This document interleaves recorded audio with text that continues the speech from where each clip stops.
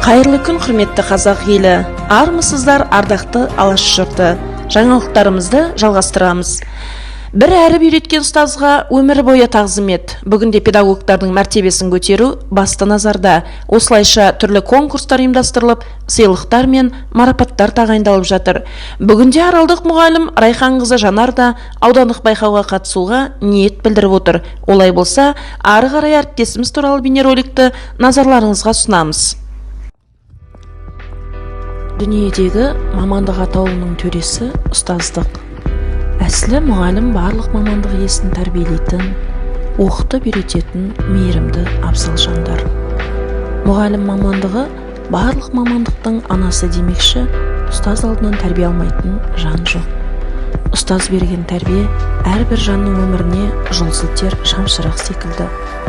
Ғылым иесі ғалым да, ел қорғаған батыр да, тілінен бал тамған ақын да, тегеуріні темір балқытқан жұмысшы да, егін салған диқан да, мал бағып терін төккен шопан да, көк күмбезінен әр өткен ғарышкер де, бәрі ұстаздан білім тәлім алған.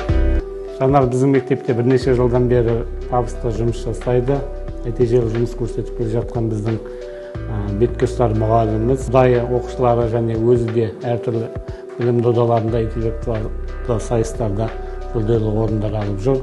Алтын бесікке аудандық сайысқа бірнеше рет қатысып, бас жүлде алған да кезі болды. Биыл тағы талаптанып жатыр, талабы оң болсын. Енді біз сенімдіміз, Жанар өте жақсы тәжірибелі ұстаз, сабақтарына оқушылар өте жақсы қызығады, сабақтары қызықты өтеді, өзім сабақтарына қатысып жүрмін.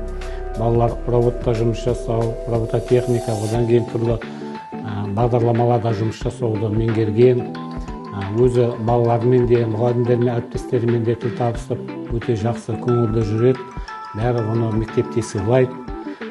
Осы биылда табыс тілеп, ол жоғары орындардан Жанар биыл көрінеді деген ойдамыз. Шығармашылық табыс тілейміз.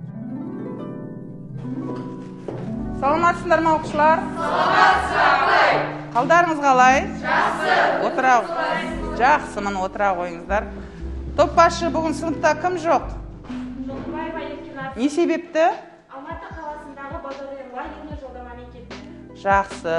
Көңіл күйлерің қалай балалар?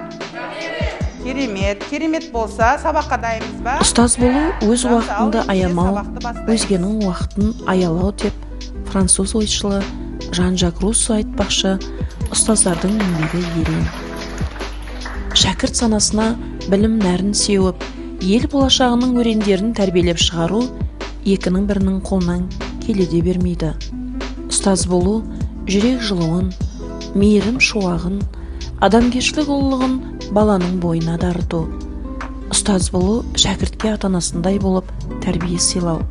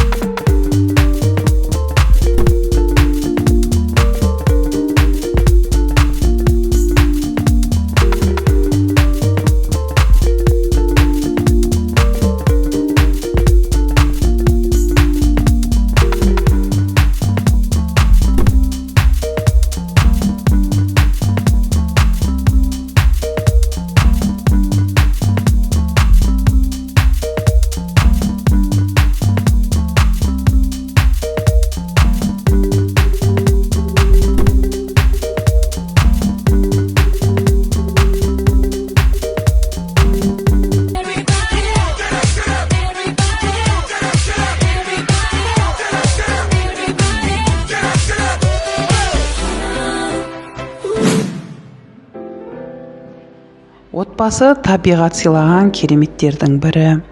Отбасы кішкентай мемлекет демекші, мен өз отбасымен айрандай ұйған, тату-тәтті, бірлікте өмір сүріп жүрген қарапайым отбасымды мақтан тұтамын. Менің отбасымда шаңырағымыздың ақылшысы, арқа сүйер жан әкешім бар. Бір қолымен бесікті тербетсе, бір қолымен әлемді тербеткен, түн ұйқысын 4 бөлген аяулы анашым бар. Әрдайым көмектесетін, ақылын айтатын ағаларым да бар. Бірін бірі демеп, сүйеу бола біліп, өмір бойы ынтымағы жарасқан отбасы қатарынан қалмаудан үміттенемін. Мен өз отбасымды мақтан тұтамын. Және де өзімнің отбасыма келсем, менің отағасым бар, Амангелді есімді. Одан кейін алтын асықтай 2 балам бар. Ұлым Марлен, қызым Илана деген. Бала бауыр етің дейді ғой. Осы балаларымды отағасымыз екеуміз өсіріп, өндіріп, ел қатарына енгізсек деген арманымыз бар.